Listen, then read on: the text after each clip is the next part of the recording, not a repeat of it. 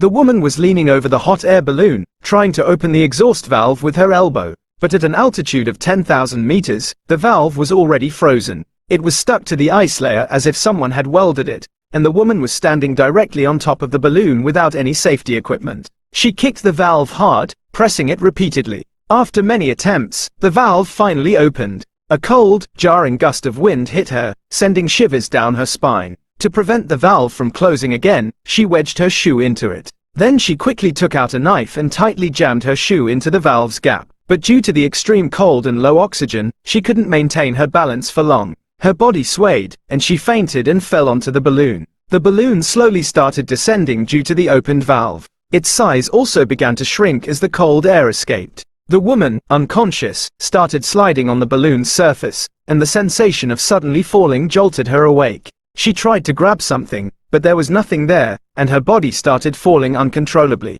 When she opened her eyes again, she found herself hanging upside down. The rope tied around her waist saved her life at an altitude of 10,000 meters. It would have been better if she had remained unconscious. But now that she was awake, fear gripped her. She remembered her companion who was in the basket below. She shouted loudly. But James, who was already unconscious due to the altitude, couldn't respond. Now it was clear. She had to rely only on herself. At that altitude, Nelia started swaying her body, trying to reach the basket somehow. After many struggles, she finally reached the basket. As soon as she got inside, she checked on James without wasting any time. No matter how loudly she called, there was no response. She couldn't hold back her tears and started crying. But then a miracle happened. James slowly started regaining consciousness. As the balloon descended, the temperature started rising. James felt deep remorse seeing the cuts and scratches on Nelia's hands. If he hadn't insisted on flying higher, this situation wouldn't have arisen.